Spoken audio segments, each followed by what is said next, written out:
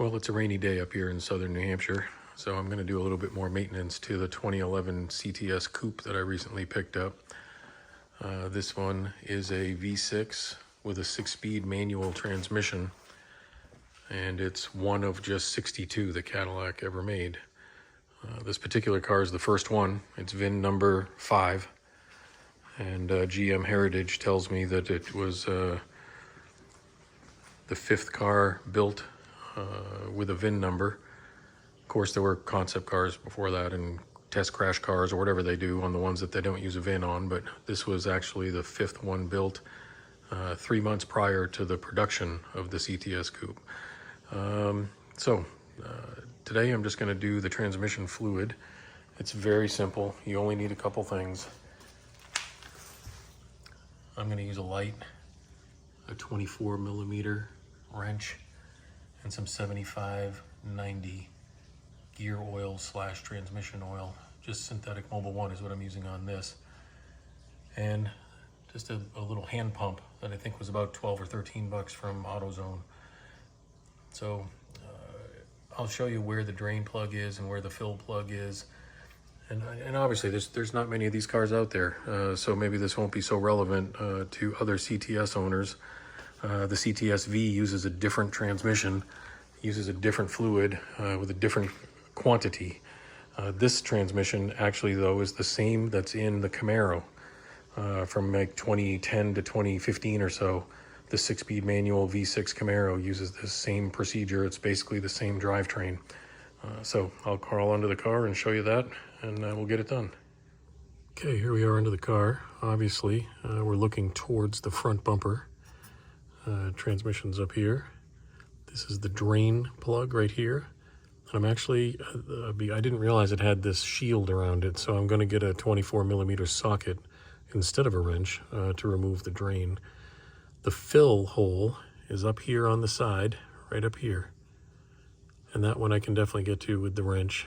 There may not actually be enough room for a socket because of the tunnel here.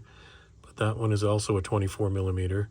And I'm going to crack that one first, because if for some reason that doesn't come off, you wouldn't want to drain all the fluid out of the transmission and then have to deal with that not coming off. So I'm going to crack that one first, then take the drain plug out. And because that one's cracked and backed out, you know, the air going in will allow the transmission fluid itself to drain much faster. So I'm going to go grab a 24 millimeter socket and get both of these cracked and off of there. Okay, I've already cracked the fill plug, so it's finger tight right now. I'm just going to leave it closed for a second. Now I'm going to crack the drain plug itself right here.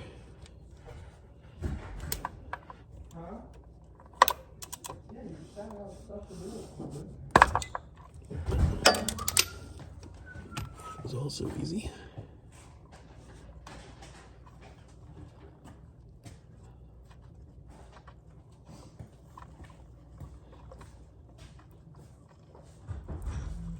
Alrighty, so that's finger tight also. A smart person would have gloves on right now, but I don't have gloves on yet. So I'm just going to try to keep some upward pressure and then get this out of the way as quickly as possible when it's free. Here we go. Now we'll crack this so it doesn't splash so much. Oh boy, there we go. Suppose I could have cracked the top one first.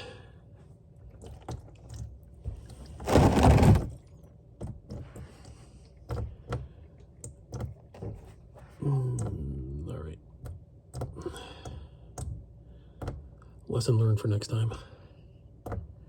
So I'm going to let that drain and then get things wiped down and fill it up. Okay, the fluid is just about done draining.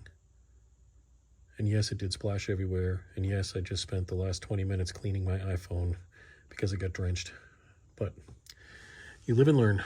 Alrighty, so I'm going to put the drain plug back in, and then the fill is open, obviously, and I'm going to pump the fluid up and into the transmission until it comes out the fill hole. That's how you know it's full. The quantity should be 1.9 quarts on this particular 6-speed transmission. Probably not going to film that whole process. I noticed when I watched my differential video that I pumped fluid for way too long on video. It was probably very boring to watch, so I'm just telling you that I'm going to fill the transmission and then torque the upper fill bolt and the drain plug bolt. I think it's to 27 foot-pounds of torque, and then that'll wrap up that process. All right, just to wrap up, everything went fine at the end. Fill plugs in, drain plugs in, bottom of the transmission's all cleaned up from any excess fluid. Just in case you're curious, it took 135 pumps per quart. So if you use one of those small hand pumps and you get to about 100 and you think this thing can't possibly be working, it is. It takes a little over 130 pumps to actually get all the fluid out of one bottle up in. So again, 6-cylinder manual. It's got the Asian 6-speed manual transmission. The one where reverse is up and to the left. It takes 1.9 quarts of 75/90 gear oil / transmission oil. Something to consider when you put the car up in the air. If you're going to do this at home, it's certainly an at-home project. It's easy. I'm not a mechanic. I'm just, I guess skilled enough to do something like this without being too concerned. You want the car as level as it can be. I'm slightly nose low on this right now, but I didn't really want to put the jack stands up to their full extension in the front. So I've got the rear of the car on ramps, and then I jacked up from the jack points, halfway, put a jack stand under it, went over to the other side, went up a little higher, put a jack stand under it, came back to this side, brought it up. I kind of stepped it up like that because it's just too much of an angle to try to crank the thing all the way up at once. You don't want the thing to tip off of a jack stand or something. So obviously be careful when you're jacking. So now I'm gonna reverse that process, bring it down a little on one side, go to the other side. Probably take, 2 trips back and forth, but I'll get the thing back on the ground and take it for a road test and see how it feels, and then take a look underneath and make sure that I don't have any drips or anything at all. So that's about it.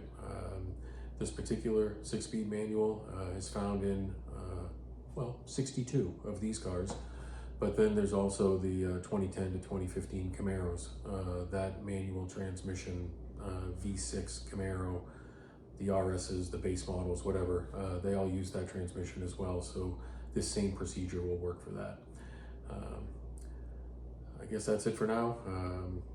If you're interested in this car, if you're interested in maintenance, do-it-yourself stuff on it, I do a little bit from time to time that I'll post.